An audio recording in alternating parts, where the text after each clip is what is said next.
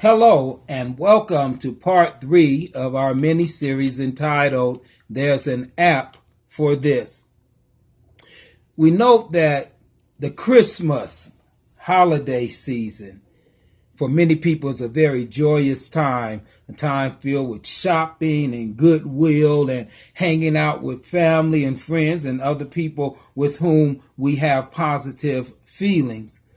But for many other people, it can be a very difficult time, a time filled with fear and anxiety and filled with depression, which is our topic tonight.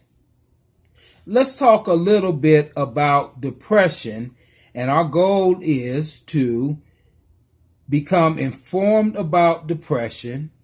We're going to also share a scripture that gives us an example of a person experiencing depression. And then we're going to conclude by offering some biblical apps or applications that will help us to deal with this very real and very common state of existence that we know as depression.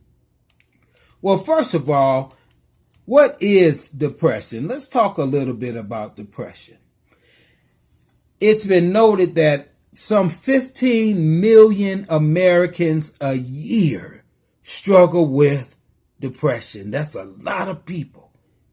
It's an illness that comes in many forms, from major depression and seasonal affective disorder all the way to the opposite end, to a bipolar state, which is one of the more severe forms of depression.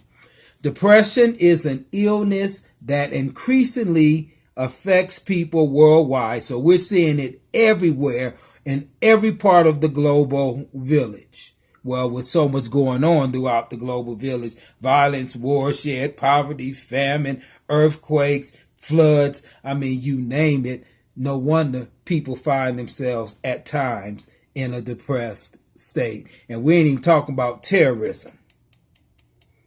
That's a whole nother type of reality that is affecting people, and we see the signs of effect through states of depression. Depression, again, is a worldwide illness. It interferes with our concentration, our motivation, and other aspects of everyday living. It's a complex disorder involving many systems in the body, including the immune system. Also, in some cases, depression can lead to eating disorders. Sometimes that shows up as a severe loss of weight, and sometimes a severe increase in weight. As much as we know about depression, and as successful as we are in many instances of managing depression in a positive way or eradicating depression in positive ways with many people, as successful as we are, there's still so much we don't know about depression. Every day we're seeing different signs, symptoms, different types. And so it's an ongoing fight to become informed and to manage and or to cure depression. Scientists have evidence that the condition is related to our diet, both directly and indirectly.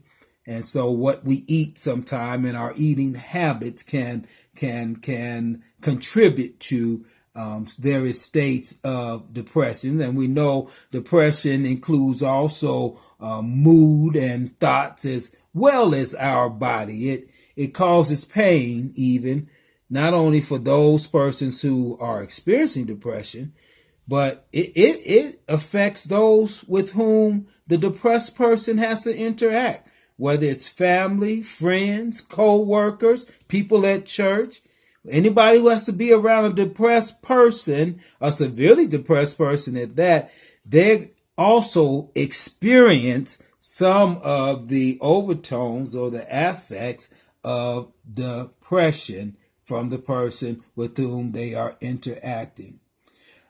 People with depression cannot merely pull themselves together, because many times people with depression, and I've suffered with depression a great deal of my life, and I've learned how through professional help how to deal with it. And we'll talk more about coping mechanisms and identifying depression in our lives. But many times persons who are depressed are told by other people, you just need to pull yourself together. You just need to get yourself together.